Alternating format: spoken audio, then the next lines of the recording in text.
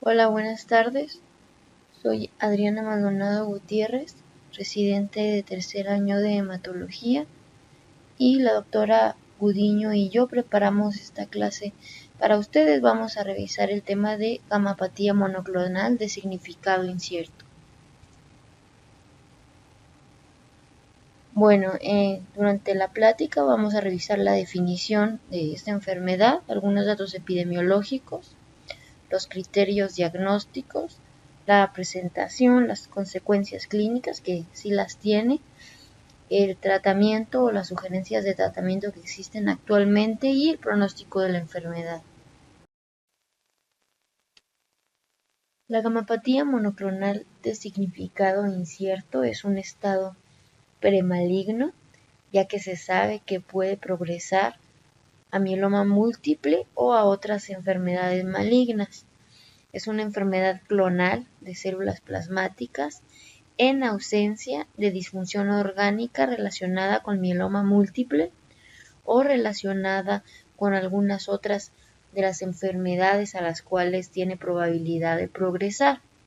Es por eso que, como parte de la definición, tenemos que no debe de tener estos datos o no debe de cumplir criterios para mieloma múltiple. Por lo tanto, el corte de la proteína monoclonal debe ser igual o menor a 3 gramos por decilitro.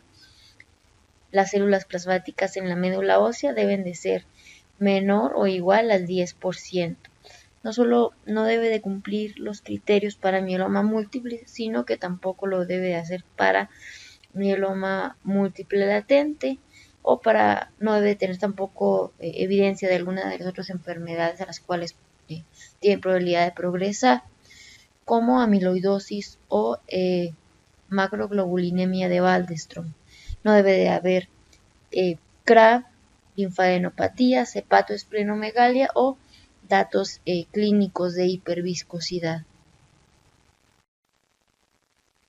Esta enfermedad la vamos a encontrar en 3 a 4% de la población mayor de 50 años y su incidencia va a ir aumentando con el paso de los años. Para el grupo de la población de mayores de 85 años, la vamos a encontrar en 8.9% de ellos. Es también más frecuente en hombres que en mujeres, se presenta 2 veces más y es 2 a 3 veces más frecuente en personas afroamericanas que en personas caucásicas. La edad media al momento del diagnóstico son 70 años, es decir, es una enfermedad que se encuentra sobre todo en la etapa de adulto mayor.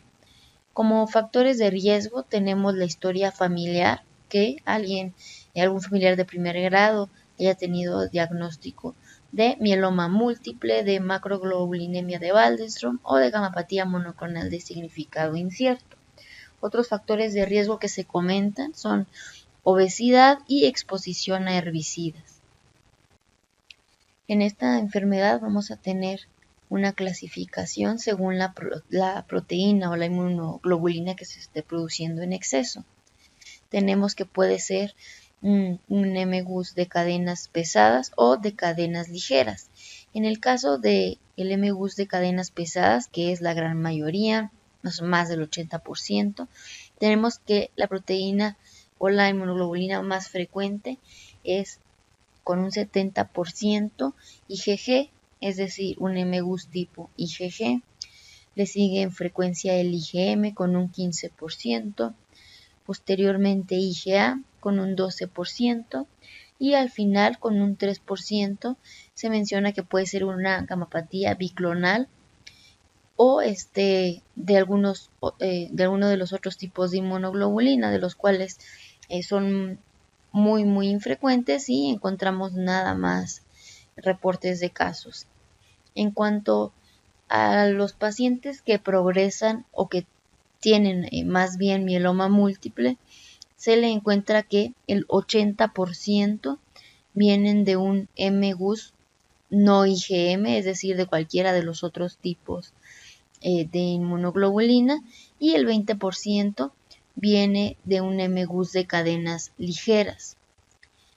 De los MGUS de tipo IgM, encontramos igualmente que la gran mayoría progresan a macroglobulinemia de Waldenström, ¿no? Es por eso que en el caso del mieloma vemos muy pocos MGUS y IgM, ya que la mayoría de estos progresan a macroglobulinemia de Waldenström y no a mieloma múltiple. Sin embargo, sí lo hace una minoría de estos pacientes, o sea, sí es posible. Tenemos entonces una población clonal de células plasmáticas que secretan de manera anormal una inmunoglobulina en específico. Recordemos rápidamente la estructura de la inmunoglobulina. Tenemos cadenas pesadas y cadenas ligeras. Dentro de las cadenas ligeras tenemos kappa o lambda y dentro de las cadenas pesadas tenemos G, A, D, E o M. Entonces, en esta enfermedad, estas células plasmáticas clonales producen algún tipo de estas cadenas pesadas o ligeras y según sea el isotipo de inmunoglobulina es el nombre que se le va a dar a esta enfermedad. Por ejemplo, si la proteína o la inmunoglobulina que se está produciendo de manera anormal o excesiva es del tipo G, se va a llamar MGUS tipo IgG, si es IgM, MGUS tipo IgM. Puede ser también que sea una cadena ligera, puede ser un MGUS de cadenas ligeras, kappa o lambda. Entonces el nombre y la clasificación va a venir en cuanto al tipo de inmunoglobulina. Y si una inmunoglobulina entonces se está produciendo de manera exagerada, vamos a ver que probablemente las otras inmunoglobulinas están algunas veces en cantidades bajas a lo normal. Esta proteína M o inmunoglobulina monoclonal la vamos a identificar mediante electroforesis en suero o en orina. Aquí la vamos a observar con un pico monoclonal que va a representar la superioridad en cantidad de esta proteína que se está produciendo de manera excesiva respecto a las demás proteínas en suero o en orina. En lo que se refiere al MGUS de cadenas ligeras, aparte de esto, va a haber necesidad de identificar la cadena ligera con cadenas ligeras libres en suero o en orina, dado que en algunas ocasiones estas cadenas ligeras no es posible detectarlas mediante electroforesis solamente. En el caso de MGUS de cadenas ligeras tenemos algo que se llama la proporción kappa lambda, que en ocasiones normales, pues una persona normal produce ambas cadenas ligeras, entonces ya está fija la cantidad de cadenas ligeras kappa y lambda que produce una persona. Por lo tanto, existe una proporción de cadena kappa a cadena lambda que se considera normal y se mantiene normal dado que las dos proteínas se producen constantemente. La proporción normal de esto es de 0.26 a 1.65. Entonces, si hay un incremento o una disminución o una cantidad que se sale fuera de este rango que se considera normal, tenemos entonces una proporción anormal de cadenas ligeras, kappa lambda, y esto es muy importante. Esto ya nos habla de un proceso clonal porque nos dice que alguna de las dos está produciendo en exceso y esta relación normal se pierde. Aparte es importante porque dentro del MGUS el tener una relación de cadenas ligeras anormal es considerado como un factor de riesgo para progresión a mieloma múltiple. Entonces tenemos que si la proporción de cadenas ligeras kappa lambda es arriba de lo que se considera normal, es decir, arriba de 1.65, esto nos sugiere entonces que hay un aumento de la cadena ligera kappa. Y si por lo contrario encontramos una disminución, es decir, un valor menor a 0.26, esto es sugestivo de un incremento de la cadena lambda. Entonces, como esto es una relación, aparte de observar una relación anormal de estas cadenas, es importante también cuantificar el incremento de la cadena ligera involucrada específicamente, dado que en ocasiones puede no ser un aumento o una producción excesiva de alguna de las cadenas, sino disminución de la otra, y que esto no esté en relación con un proceso clonal, sino que una de las cadenas se esté produciendo en menor cantidad, y esto nos provoque que la proporción de cadena ligeras capa lambda se salga de lo que se considera normal. Aquí tenemos una imagen que nos describe el origen y la progresión de la gamapatía monoclonal de significado incierto. Comenzamos con los linfocitos B dentro del centro germinal, que se diferencian en una célula plasmática que está defectuosa. Es una célula plasmática con alteraciones citogenéticas y aberraciones en la expresión de algunos genes que la van a separar de lo que es una célula plasmática benigna. Estas alteraciones que vamos a encontrar en un inicio son la hiperdiploidía, la desregulación en la ciclina D1, alteraciones también como traslocaciones en el gen de la cadena pesada de la inmunoglobulina, que recordemos que esto la vamos a encontrar en el cromosoma 14, como vamos a ver más adelante, y posteriormente vamos a tener factores que van a estar implicados en la progresión de MGUS a mieloma múltiple latente y a mieloma múltiple.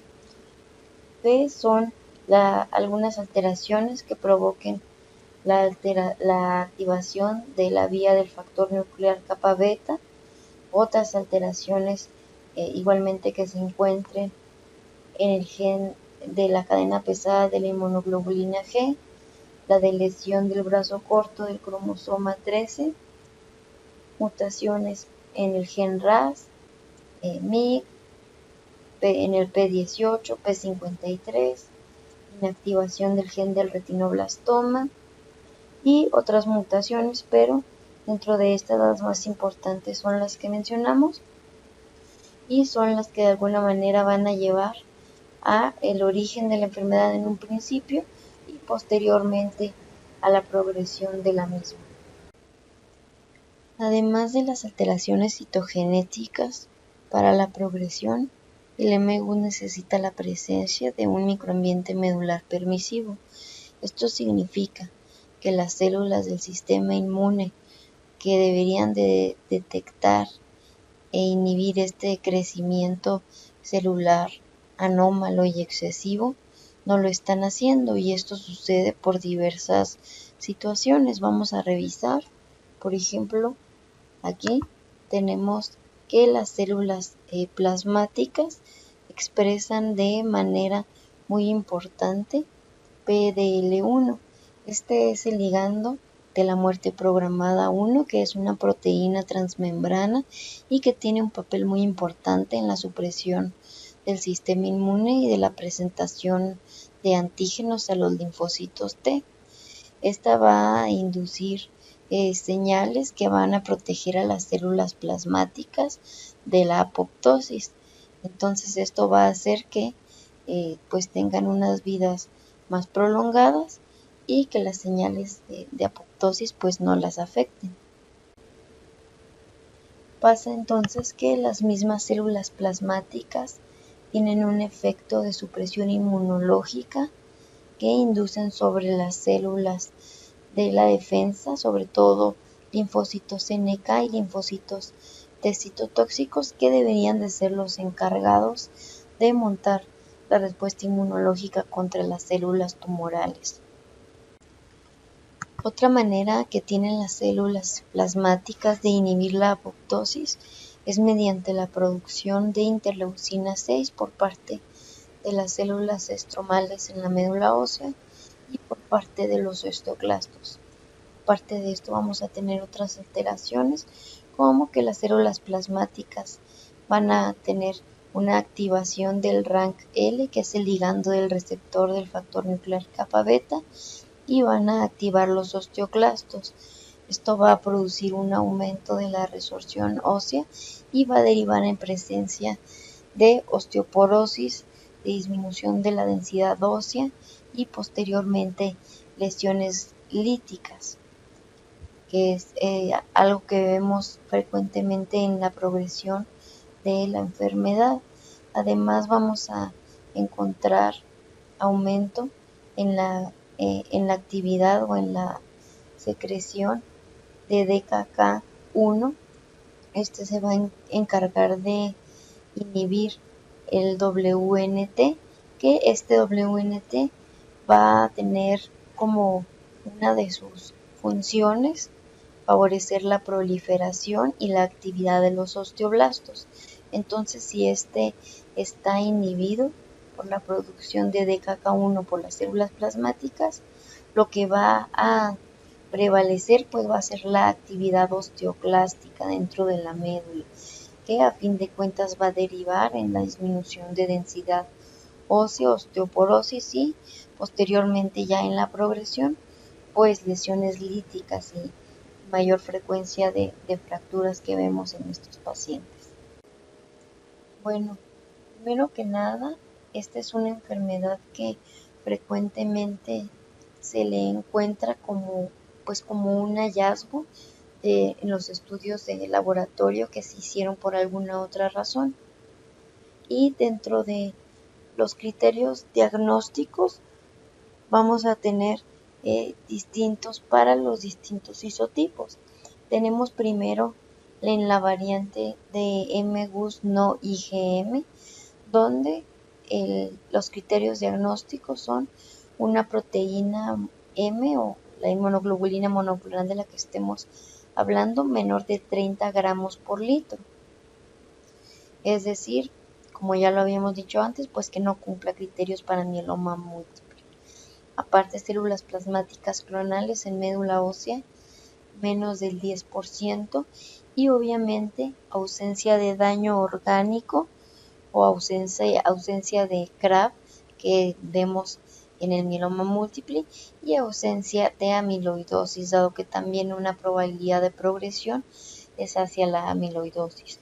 En el caso de esta variante no IgM tenemos una tasa anual de progresión de 1% por año y tiene la posibilidad de progresar a mieloma múltiple, a plasmocitoma o amiloidosis relacionada con depósitos de inmunoglobulina.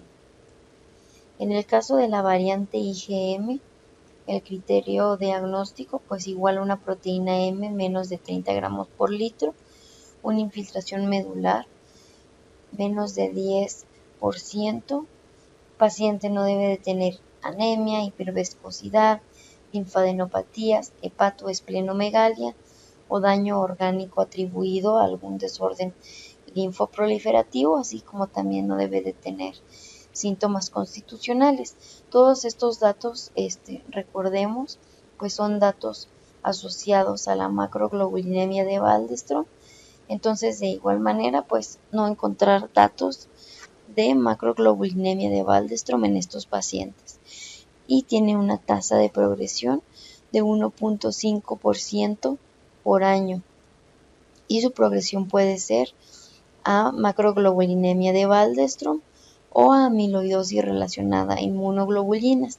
No olvidemos también que, aunque es mucho menos frecuente, también puede progresar a mieloma múltiple tipo IgM. Tenemos por último la variante de cadenas ligeras, que en este caso vamos a encontrar una relación anormal de cadenas ligeras. Ya habíamos hablado ahorita a qué se refiere esto. Vamos a encontrar un nivel incrementado también de la cadena ligera involucrada. No va a haber expresión de cadenas pesadas de inmunoglobulina en el estudio de inmunofijación. No vamos a tener CRAB ni amiloidosis. Igual las células plasmáticas clonales deben ser menos del 10% y la proteína monoclonal urinaria menos de 500 miligramos en orina de 24 horas. La tasa de progresión del M-GUS de cadenas ligeras es de 0.3% anual y el estado final de progresión de esta variante es a un mieloma múltiple de cadenas ligeras o una amiloidosis de cadenas ligeras. Para la detección del inmunoglobulina monoclonal podemos hacerlo en suero o en orina de 24 horas. En suero tenemos disponible la electroforesis de proteínas, la inmunofijación de proteínas y la detección de cadenas ligeras libres en suero. Esta última para la detección de un MGUS de cadenas ligeras. Y es importante también mencionar que si bien pueden hacerse estas pruebas por separado, pues lo mejor es realizar todas las pruebas en el momento de estudio del paciente, ya que han demostrado que todas las pruebas en conjunto confieren una mayor sensibilidad al momento del diagnóstico. Con estos estudios se va a poder detectar el isotipo de proteína M del que estemos hablando o de la cadena ligera de la que estemos hablando. Y hay que decir también que no siempre se puede detectar la cadena ligera mediante una electroforesis o una inmunofijación. Por eso es importante realizar un estudio de cadenas ligeras libres en suero. Estos mismos exámenes los vamos a poder realizar en el estudio de orina de 24 horas. Y de igual manera las cadenas libres en orina se pueden detectar mediante electroforesis de proteínas. Sin embargo, es preferible que contemos con el estudio de cadenas ligeras libres en orina. En el caso de este es importante también decir que este estudio va a resultar positivo únicamente si la tasa de filtrado glomerular es mayor que la tasa de reabsorción de las cadenas libres filtradas, porque una vez que se filtran las cadenas ligeras hacia los túbulos, durante su paso por estos túbulos pues puede reabsorberse, y cuando se obtiene ya la muestra de orina, pues las cadenas ligeras que se obtienen son menores o incluso están ausentes y el estudio pues no es válido.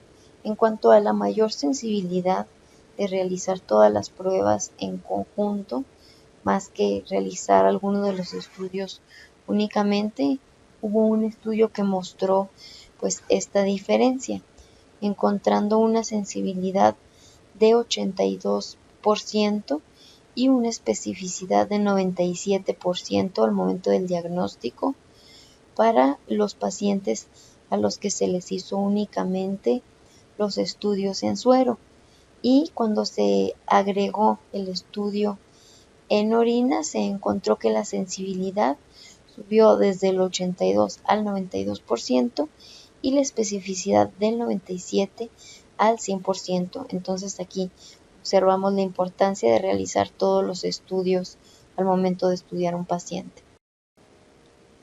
En cuanto a los estudios de imagen, se han realizado ya algunos estudios, sobre todo buscando si hay algún daño óseo en las etapas tempranas, es decir, antes de llegar a ser mieloma múltiple o mieloma múltiple latente. En cuanto a esto, aquí tenemos ejemplos de dos estudios.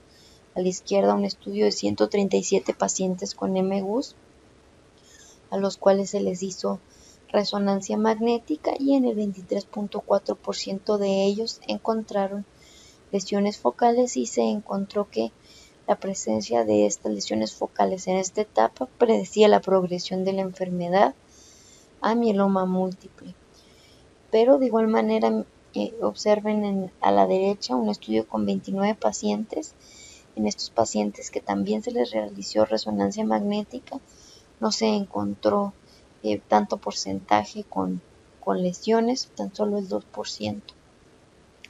En cuanto a una recomendación oficial, tenemos que la tomografía como tal se recomienda únicamente en caso del MGUS en una variante no IgM para descartar mieloma múltiple, y en caso de que esta tomografía resulte negativa no se sugiere que de ninguna manera se haga seguimiento con estudios de imagen pues de manera periódica, a menos que haya algún dato clínico o bioquímico de progresión, pues entonces ya intencionadamente se se pueden buscar las lesiones líticas, pero si de ninguna manera hay algún dato de progresión, pues no hay razón para realizar este estudio de imagen.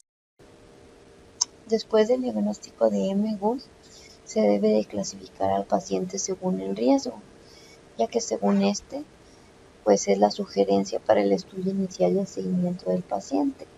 Tenemos entonces dos grupos, un grupo con los pacientes de riesgo bajo y un grupo con los pacientes de riesgo intermedio y alto. En el grupo con riesgo bajo son pacientes que no tienen ningún factor de riesgo. Los factores de riesgo a tomar en cuenta son 3, que la proteína M sérica sea mayor de 1.5 miligramos por decilitro, que sea tipo no IgG y que exista una relación anormal de las cadenas ligeras libres.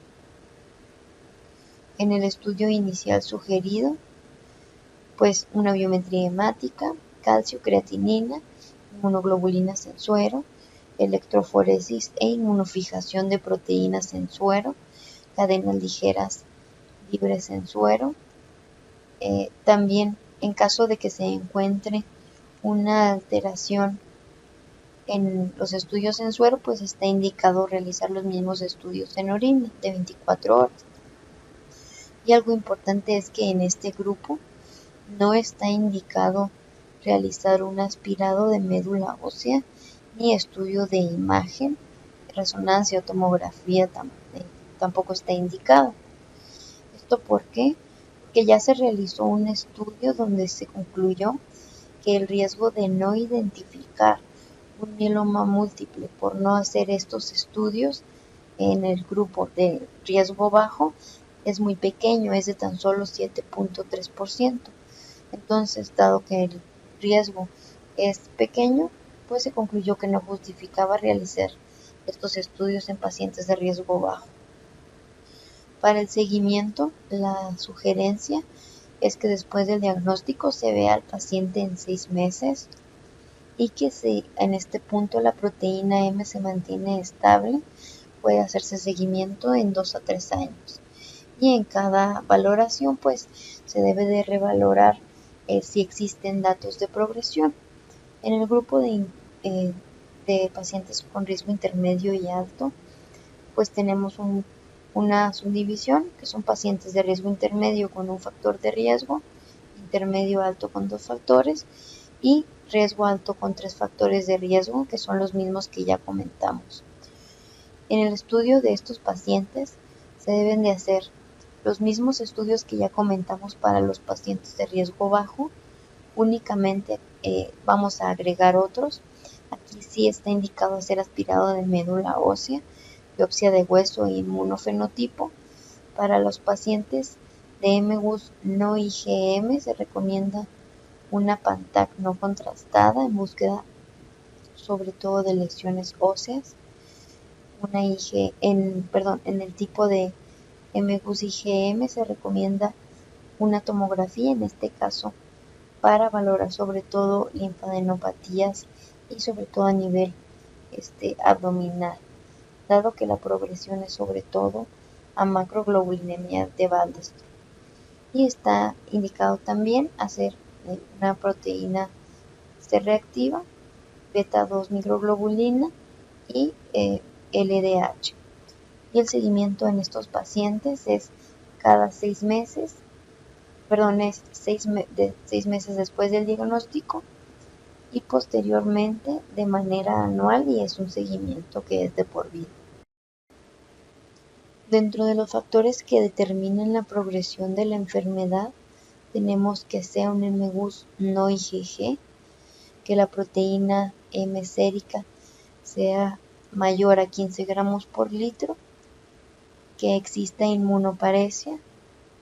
La inmunoparesia se refiere a que haya una disminución de al menos 25% debajo del límite normal de las inmunoglobulinas no involucradas, que haya una relación anormal de las cadenas ligeras y el inmunofenotipo.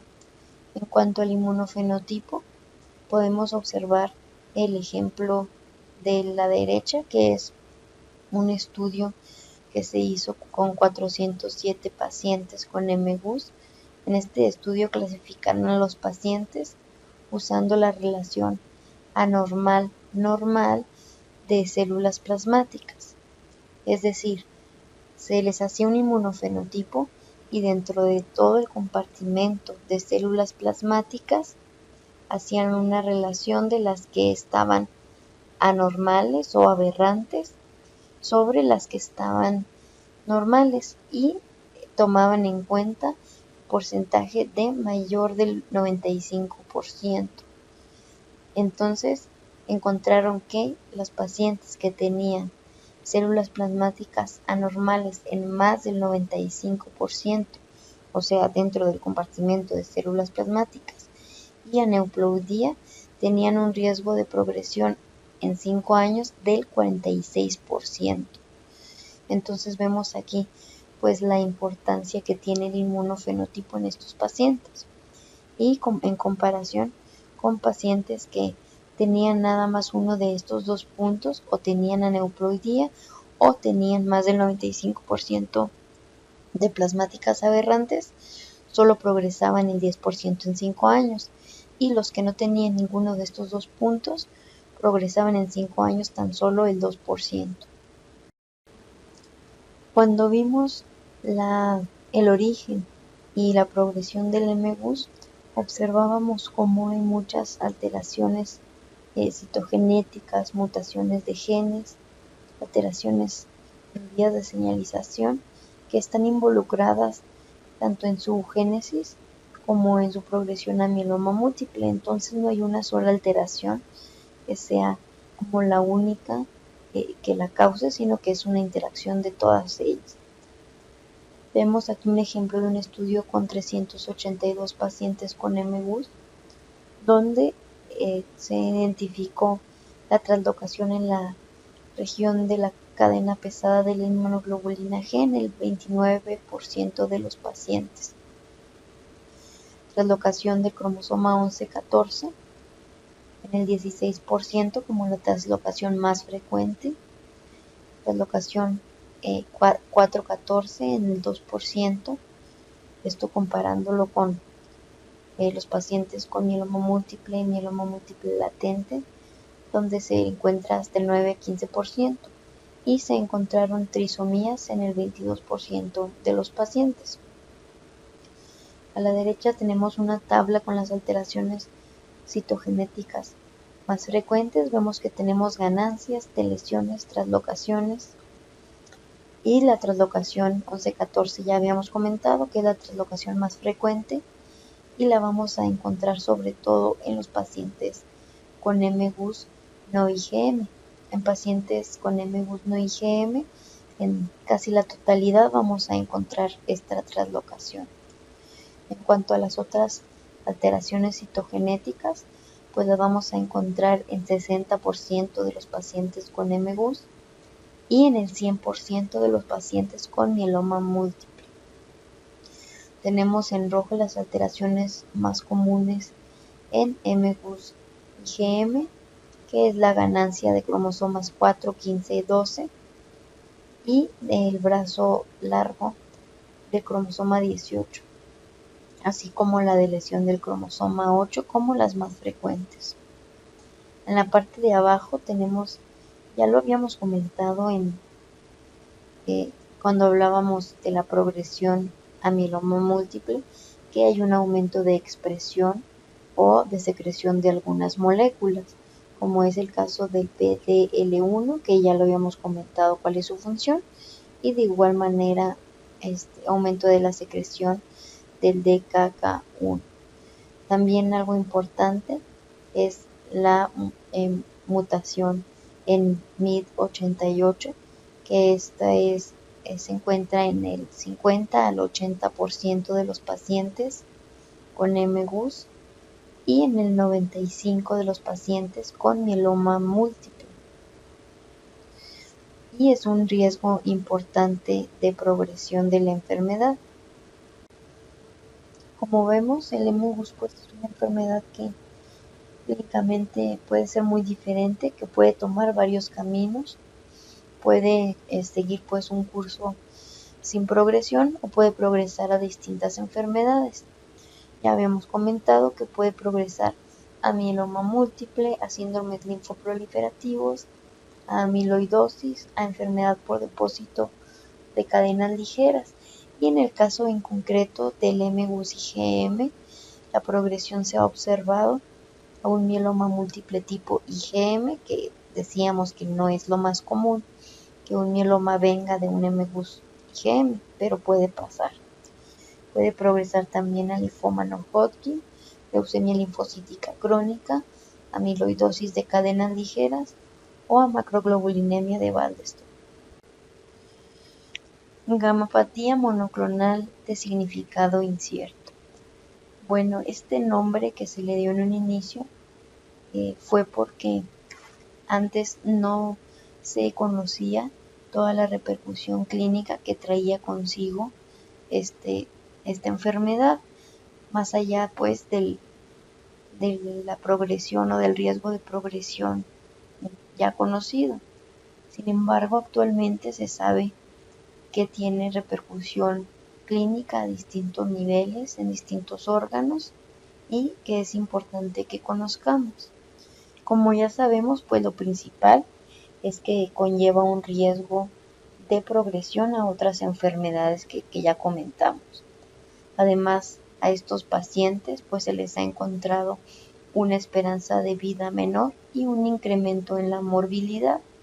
Vamos a encontrar afección a nivel del sistema óseo, una mayor frecuencia de infecciones, neuropatías, trombosis y lesión renal. Entonces,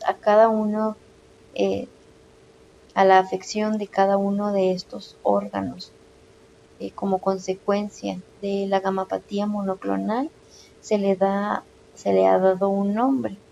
Tenemos a la derecha un cuadro donde enlista cada uno de estos. Tenemos la gamapatía monoclonal de significado renal, que afecta al riñón y provoca lesión renal o glomerulonefritis proliferativa, entre muchas otras maneras pues de afección del riñón que terminan en lesión renal. Tenemos la gamapatía monoclonal de significado óseo, ya que estos pacientes pues presentan osteoporosis y mayor frecuencia de fracturas. Ahorita revisamos pues más detenidamente todos estos datos clínicos. Tenemos la gamapatía monoclonal de significado dermatológico o dérmico, con su afección en la piel. Y a la derecha tenemos pues las distintas alteraciones dermatológicas que podemos encontrar en estos pacientes. Tenemos también la gamapatía monoclonal de significado neurológico con afección al sistema nervioso, donde vamos a tener sobre todo neuropatías de tipo periférico. Y algo importante también a comentar es que la elevación de cadenas ligeras libres en suero no clonal se ha encontrado que tiene también un incremento en la mortalidad, a pesar de que no exista evidencia de un desorden de células plasmáticas subyacentes. Entonces, como vamos viendo, pues sí es una enfermedad que sí tiene repercusión clínica y que debemos conocer. Aquí tenemos un cuadro con las complicaciones más frecuentes relacionadas a MGUS, su riesgo en comparación con la población general, el mecanismo para cada complicación y el tratamiento que se sugiere en cada caso. Tenemos que los pacientes con MGUS tienen un riesgo 1.7 veces mayor para fracturas y 1.2 veces mayor para osteoporosis que la población general.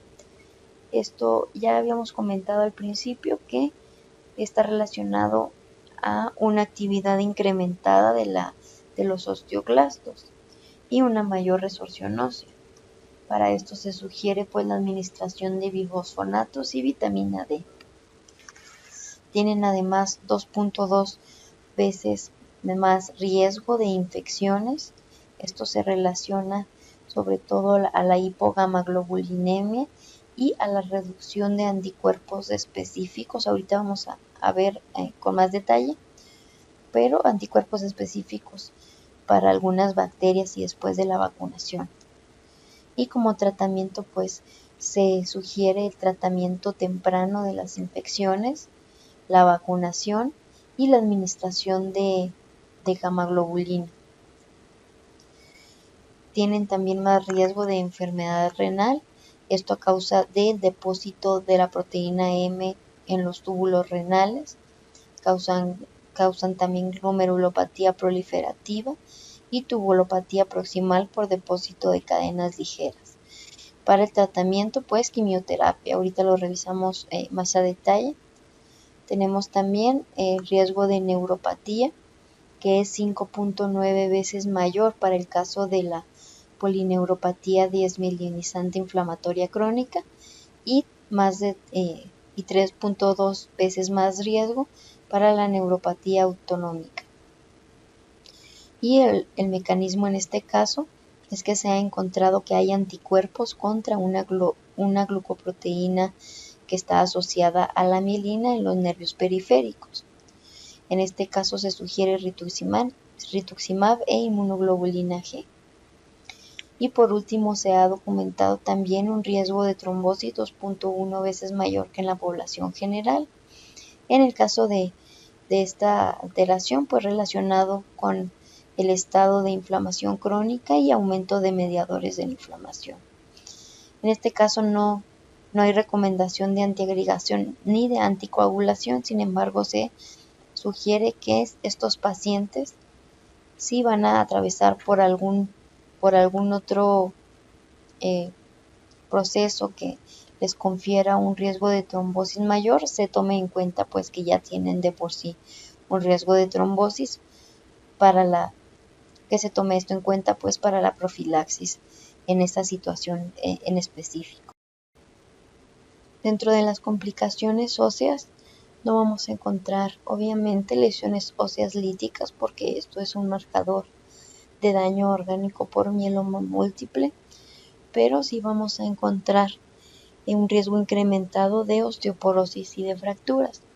Este riesgo no va a ser diferente entre los distintos riesgos de la enfermedad ni entre los distintos tipos de MGUS, y la sugerencia de tratamiento es con bifosfonatos, que ya demostraron que disminuyen el riesgo de fracturas en estos pacientes.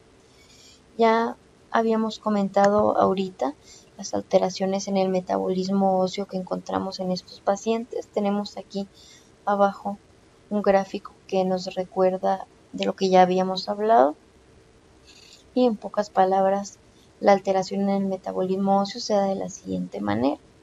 Tenemos aquí el ligando RANK, que ya habíamos visto que en el caso del MGUS se encuentra aumentada su actividad y que tienen actividad el ligando RANK sobre la activación y supervivencia de los osteoclastos, y por lo contrario la osteoprotegerina se va a encontrar disminuida en el MGUS, y esta tiene como función pues disminuir la actividad del ligando RANK, pero en este caso de pacientes con MGUS esta se va a encontrar en pequeña cantidad y el ligando RANK se va a encontrar en mucha cantidad, y entonces va a prevalecer pues la estimulación sobre los osteoclastos. Esto va a hacer que haya un aumento en la resorción ósea y la densidad del hueso va a ir disminuyendo, por lo tanto se va a alterar la fortaleza y la microarquitectura del hueso. Tenemos aquí del lado derecho un gráfico que nos muestra la disminución de la densidad mineral ósea en estos pacientes, y tenemos que el 20% de ellos se les ha encontrado una masa ósea ideal. Se ha encontrado osteopenia, que digamos que es una disminución de la densidad mineral ósea pues leve. O sea, esta se ha encontrado en el 53.8%, y osteoporosis, que es el estado pues más grave, del 26.2%. Y obviamente entre más vaya disminuyendo la densidad mineral ósea, pues vamos a encontrar un mayor riesgo de fracturas. Las fracturas en estos pacientes se han observado sobre todo a nivel de columna vertebral y a nivel de la pelvis. También se ha encontrado mayor porcentaje de infecciones en estos pacientes.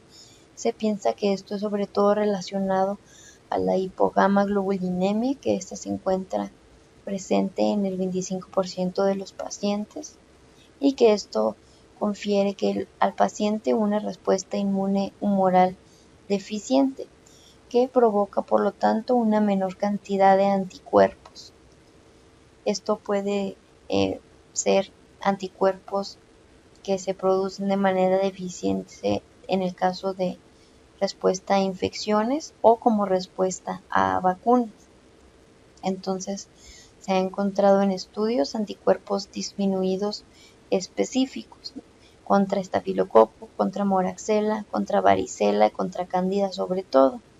Y en el caso de la vacunación, lo que se ha encontrado es que los pacientes que se vacunan de manera temprana, antes de la progresión de la enfermedad, pues tienen una mayor protección contra esas infecciones a largo plazo que los pacientes que se vacunan ya después de su progresión a mieloma múltiple. Entonces es muy importante cuidar eso y recomendar la vacunación a estos pacientes.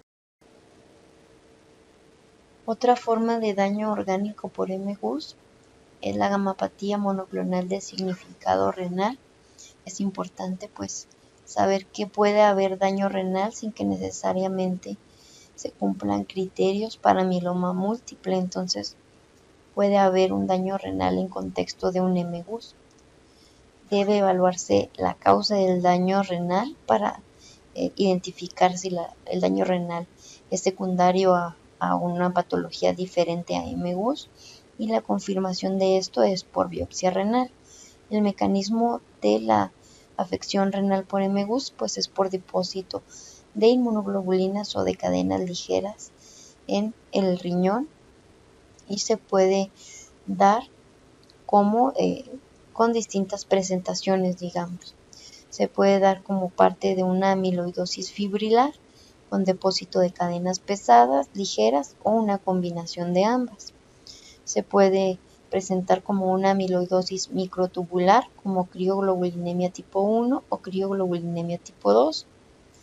Lo podemos observar como una glomerulonefritis proliferativa con inmunoglobulina monoclonal o como desórdenes tubulares, como parte de un síndrome de Fanconi. La gamapatía monoclonal de significado renal es indicación de tratamiento y el tratamiento pues es de varios tipos. Hay quimioterapia. Ahorita revisamos los distintos tipos de quimioterapia para los distintos tipos de presentación del daño renal por MGUS. Inmunoterapia, trasplante de progenitores hematopoyéticos, trasplante renal, y debe siempre manejarse en conjunto con un nefrólogo. El tratamiento va encaminado a reducir la población clonal y con esto reducir la producción de inmunoglobulina, que a fin de cuentas pues la inmunoglobulina es la que va y se deposita al sistema de túbulos renales y que causa posteriormente el daño renal. Y es importante también comentar que el daño renal es irreversible y que después de un trasplante renal muchas veces se observa recurrencia después de este trasplante. Por lo tanto, la sugerencia es que se haga un trasplante de progenitores hematopoyéticos y posteriormente un trasplante renal. A la derecha tenemos los resultados de algunos estudios donde se comenta el daño renal en estos pacientes. Por ejemplo, tenemos el primero que comentan 37 pacientes con MGUS, de los cuales el 22% se le encontró enfermedad renal crónica en un seguimiento de 30 meses.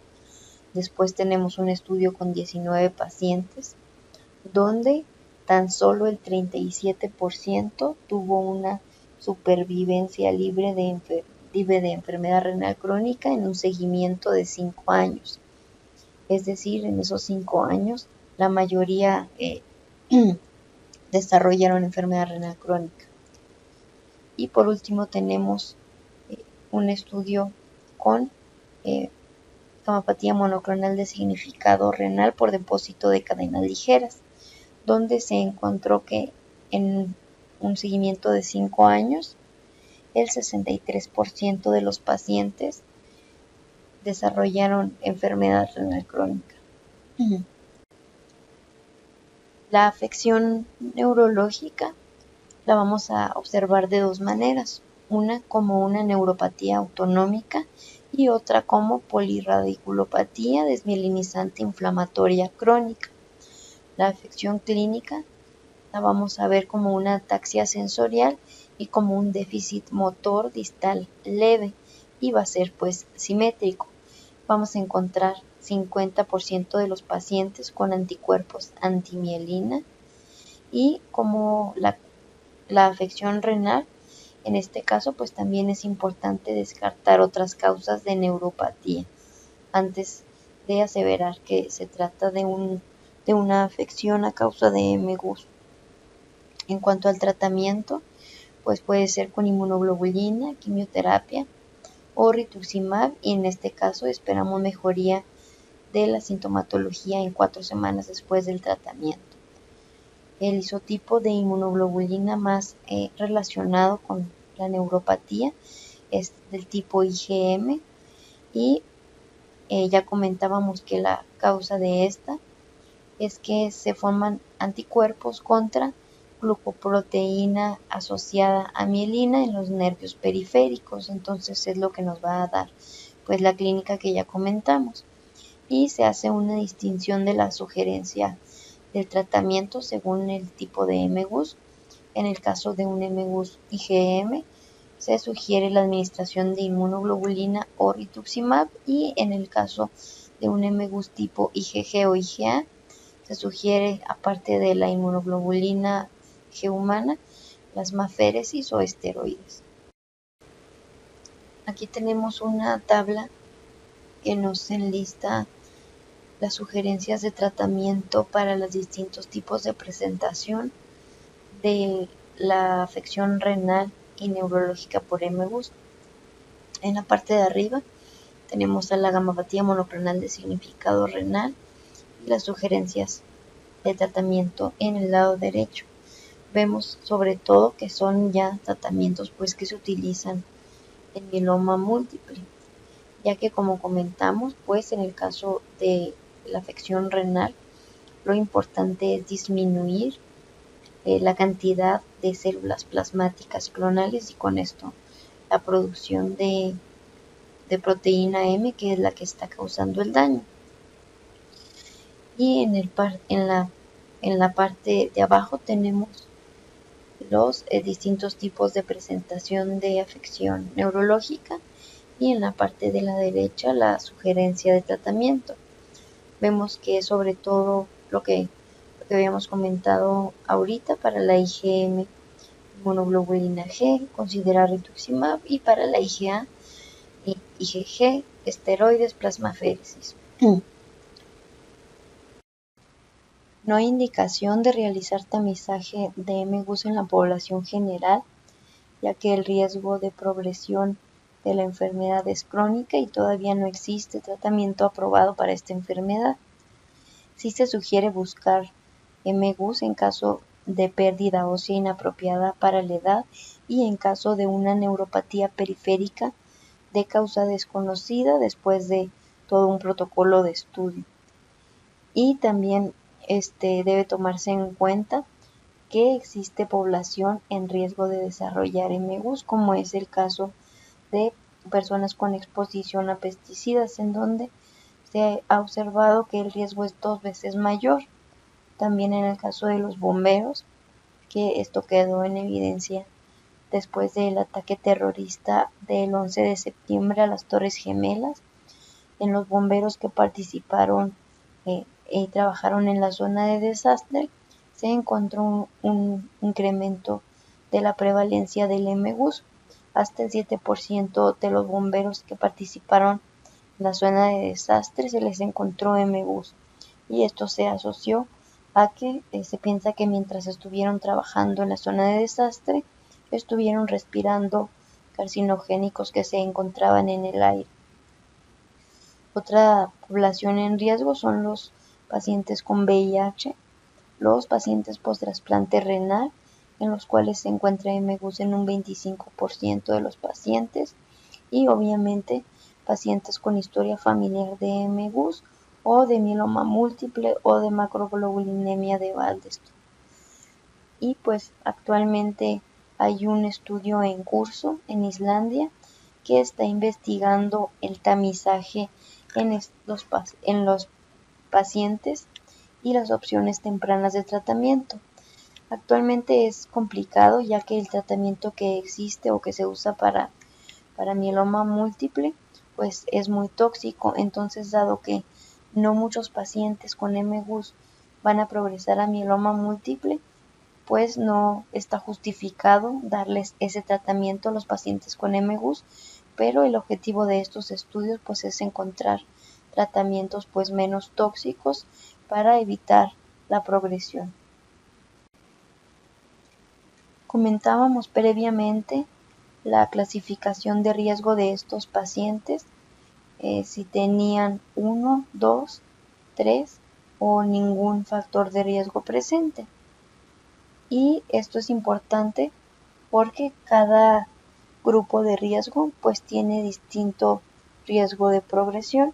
Tenemos, por ejemplo, los pacientes con alto riesgo, es decir, con 3 factores de riesgo de los mencionados antes en la plática. Tienen un riesgo de progresión a los 20 años del 58%. Los pacientes con riesgo intermedio alto, que son los que tienen 2 factores de riesgo, tienen un riesgo de progresión a los 20 años del 35%. Los de riesgo intermedio bajo, que son los que tienen un factor de riesgo, tienen 21% de riesgo de progresión a los 20 años de seguimiento. Y los pacientes que no presentan ninguno de los factores de riesgo tienen un riesgo de progresión a los 20 años tan solo del 5%.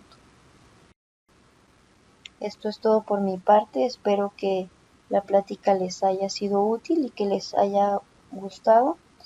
Si tienen alguna duda pueden dejarlo en el foro de discusión y les mando un abrazo a todos.